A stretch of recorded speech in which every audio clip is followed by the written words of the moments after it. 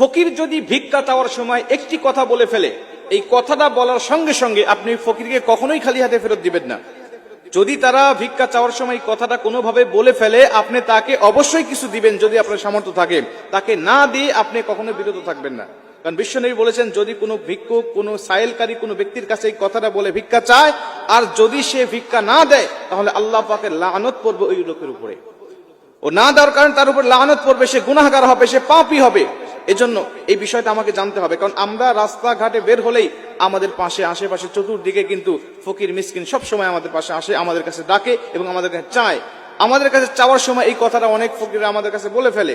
আমরা অনেক মানুষ আছি তাদেরকে দেই না, বরং দেই না তো অনেক মানুষ আছে তাদেরকে এতটা কষ্ট দিয়ে কথা বলে, যে কষ্ট পাওয়ার পরে অনেক ফকির আছে যারা প্রকৃতপক্ষেই অভাবী, যারা খুব কষ্টে পড়ে, দুঃখে পড়ে আসছে, মানুষের কাছে হাত পাচ্ছে।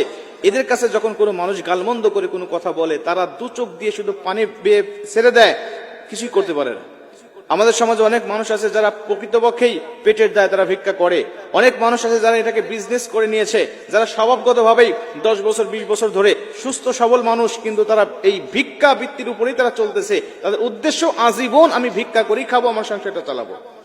অনেক মানুষ আছেন এমন যারা ভিক্ষা করে, যাদের বাড়ি ঘর অনেক বেশি, যারা ঢাকা ফ্ল্যাট কিনেছেন, যারা গ্রামে অনেক বড় বড় বাড়ি করেছেন, যাদের অনেক রকম অনেক উন্নতি তারা করে ফেলেছেন, কিন্তু তারা তারপরেও তারা যেন কোনো ব্যবসা করছেন না, বা কোনো কাজ করতেছেন না, বা নিজের পায়ে দাঁড়ানোর চিন্তা করতেছেন না, ভাবতেছেন যে এইভাবেই আমার জীবনটা কাটাবো। এমন কোনো ব্যক্তি যদি চায়, তাহলে আপনি তাকে না দিয়ে যদি বুঝাইতে পারেন, সেই বিষয়টা আপনার ব্যক্তিগত ব্যাপার। কিন্তু প্রকৃতপক্ষে যারা অভাবী, দুঃখী, এরা যখন আপনার কাছে চাইবে আর এই কথাটা বলবে, সেই কথাটা কি?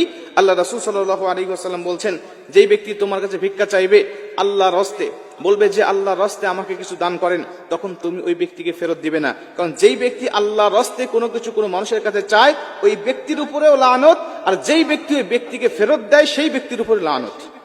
মানে আল্লাহর রাস্তে কোনো কিছু কখনো কারো কাছে চাওয়া যাবে না। আল্লাহকে কেন আমি সামনে দাঁড় করাচ্ছি? আল্লাহকে কেন আমি সামনে দাঁড় করাচ্ছি? আল্লাহকে দোহাই দিয়ে কেন আমি ভিক্ষা করব? আল্লাহ রাসূল বলছেন ওই ব্যক্তির উপরে আল্লাহর লানত। আর আল্লাহর জন্য চাওয়ার পরেও যদি কেউ না দেয়, তাহলে তার উপরেও লানত। এজন্য মুফাসসিরিন ইকরামরা বলেন, যদি কোনো মানুষ তোমার কাছে আল্লাহর রাস্তে কোনো কিছু চায়, তাহলে তুমি তাকে দিবে, দেওয়ার পরে আরেকটা কাজ করবে, তাকে তুমি সুন্দরভাবে বুঝাবে, দেখো তুমি যে আল্লাহকে দাঁড় করালে, আল্লাহর রাস্তে কোনো কিছু চাইলে, এইভাবে চাওয়াটা তোমার মোটেও ঠিক নয়। তুমি আল্লাহর রাস্তে না চেয়ে তুমি ব্যক্তিগতভাবে চাও, আমরা সাধ্য থাকলে তোমাকে দান করব। কেন তুমি আল্লাহর রাস্তে চাচ্ছ? কারণ এই আল্লাহর রাস্তে চাওয়ার কারণে তুমি আল্লাহকে নারাজ করছো, আল্লাহ পাক তোমার উপর অখুশি হচ্ছে, আল্লাহ পাক তোমার উপরে লানত দিচ্ছে। এজন্য তুমি আল্লাহর রাস্তে না চেয়ে তুমি নিজের জন্য চাও যে আমার 2 টাকা দরকার, 10 টাকা দরকার, 5 টাকা দরকার, এটা আমাকে দেন। অনেক মানুষ আছে আমি এই বিষয়গুলো জানি না। আমরা অনেক মানুষ আছি যারা এই বিষয়গুলো না জানার কারণে আমরা আল্লাহর রাস্তায় চাচ্ছি, আমরা দিচ্ছি না, অথচ আল্লাহ লানত করতেছে আমার উপরে।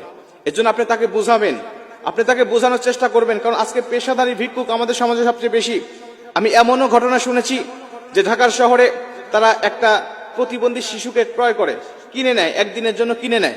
কিনে নিয়ে তাদেরকে ঘুমের ওষুধ খাওয়ানো হয়। ঘুমের ওষুধ খাওয়ানোর পরে তাদেরকে হুইল চেয়ারে করে অথবা কোলে করে নিয়ে মানুষের কাছে যায়, গিয়ে বলে যে আমার সন্তান অসুস্থ, এই সন্তানের জন্য কিছু দান করেন। সন্তানের ওই চেহারা দেখে, ওই মায়া ভরা চেহারা দেখে, অসুস্থের ভাব দেখে, তখন সাধারণ মানুষগুলো তাদেরকে দান করে। দান করার পরে ওই যার সন্তানকে নিয়ে আসছে কন্ট্যাক্ট করে, তার মা বাবাকে কিছু দেয় আর ও কিছু রেখে দেয়। এইভাবে আজকে অনেক জায়গায় ব্যবসা হচ্ছে।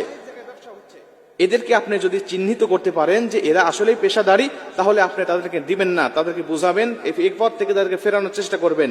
কিন্তু প্রকৃতপক্ষে যারা অভাবী, যারা দুস্থ, যারা গরিব, যারা কোনোভাবে কাজকর্ম করার মতো সামর্থ্য নাই, হাতে পায়ে বল নাই, প্রতিবন্ধী, অন্ধ, এই সমস্ত ব্যক্তিদেরকে আপনারা ফেরাবেন না।